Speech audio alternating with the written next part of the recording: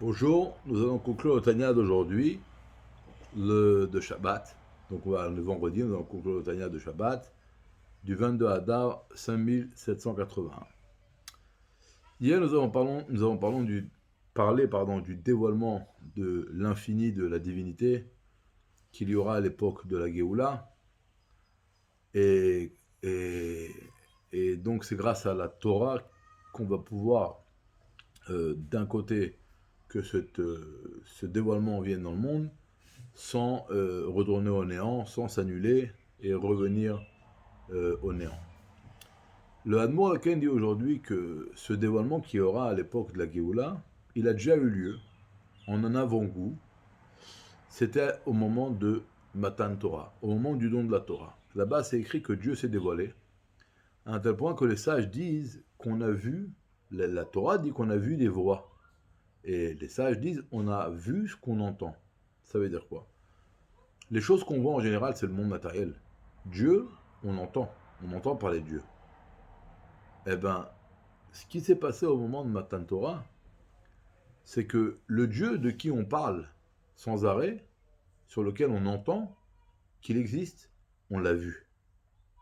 Et le monde qu'on voyait, c'est lui qu'on a entendu. C'est-à-dire qu'on s'est complètement séparé de la matière et complètement fusionné avec la divinité.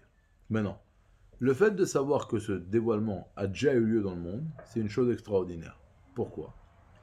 Il y a une règle qui ramène dans la Gemara sur la résurrection des morts. Si une chose qui n'était pas là dans le monde, elle est venue, alors une chose qui était là, c'est sûr qu'elle peut venir. Donc le fait de savoir que ce dévoiement qui aura à l'époque de la Géoula a déjà eu lieu, alors ça prouve que ça va revenir. Bien qu'on n'a pas besoin de preuves, mais ça vient encourager. Maintenant, si il y a eu, au moment de Matan Torah, un grand dévoilement, comme on a dit hier au début, c'est dévoilé un niveau, la lumière infinie de Dieu.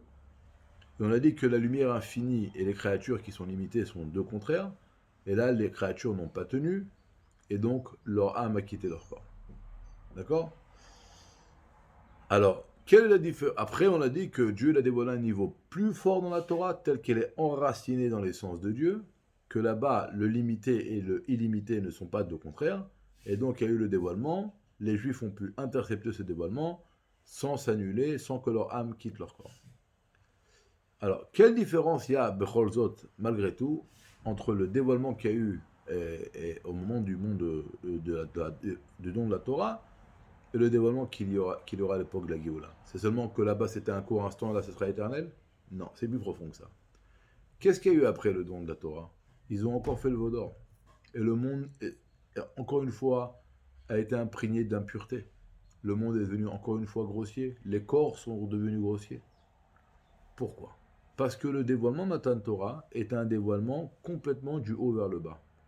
Et comme les Juifs n'étaient pas du tout prêts, bien qu'ils ont compté le Homer, mais imaginez-vous, ils sont sortis des 49 ports d'impureté, tout d'un coup ils se retrouvent sur la montagne du Sinaï en train de recevoir la Torah, ils n'ont pas pu voir le dévoilement, et donc ça n'a pas pénétré en eux. Et donc c'est pas resté. C'est une règle générale qu'en général, ce qui vient d'en haut ne pénètre pas.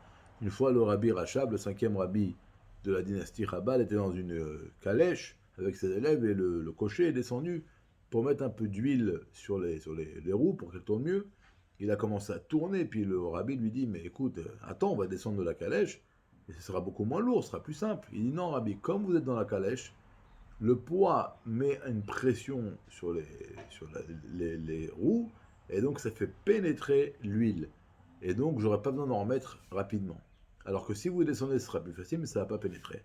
Et donc je serai obligé d'en remettre très rapidement. Et là, le Rabbi Rachab dit à ses élèves, vous avez entendu, quand on se fatigue, ça pénètre, quand on se fatigue pas, ça pénètre pas. Alors, maintenant, c'est ce qu'il y aura donc à l'époque de la Géoula.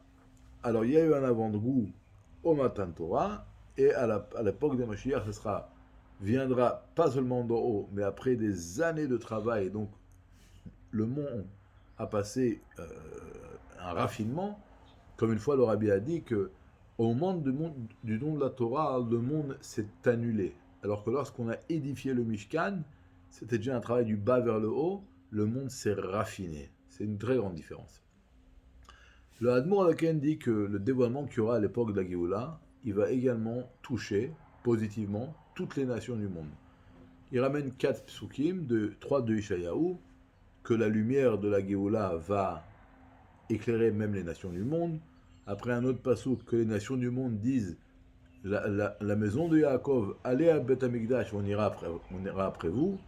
Après, il y a les psukim où ils disent que ce dévoilement-là va créer une grande peur et une grande crainte chez les nations du monde. Nous, comme nous sommes unis avec Dieu, on va jouir et être joyeux de ce dévoilement.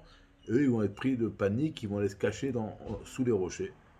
Et le quatrième verset qui ramène, c'est pas un verset, c'est une phrase qu'on dit dans le Moussaf de Rosh Hashanah, dans laquelle nous demandons à Dieu, dévoile-toi, règne sur le monde entier, et dévoile-toi dans ta splendeur sur toutes les gens qui habitent cette terre. Sur tous les gens qui habitent cette terre. Voilà donc ce qu'on a appris, quel est le but du monde, et le fait de savoir que ce phénomène a déjà eu lieu au moment du don de la Torah. On a vu la divinité était devenue complètement sensible, et c'est le monde qui est devenu complètement abstrait. D'accord. C'était le contraire. Dans la vie de tous les jours, le monde est la divinité est très abstraite et le monde est concret pour nous. Au moment du don de la Torah, c'est le contraire. Le monde est devenu abstrait et Dieu est devenu concret. Et ça, c'est ce qu'il y aura à l'époque de la Géoula de façon éternelle. Dans le Pérec 37, on va apprendre que ce dévoilement qui aura à l'époque de la Géoula dépend de nous. C'est nous qu'on doit faire ce travail. Et il va nous apprendre quel travail on doit faire et pourquoi ce travail, effectivement, c'est lui qui va concrétiser et amener ce dévoilement dans le monde, qui va pénétrer dans le monde et rester de façon éternelle. Alors, de bonnes nouvelles, et on continuera Bedrat Hashem après Shabbat.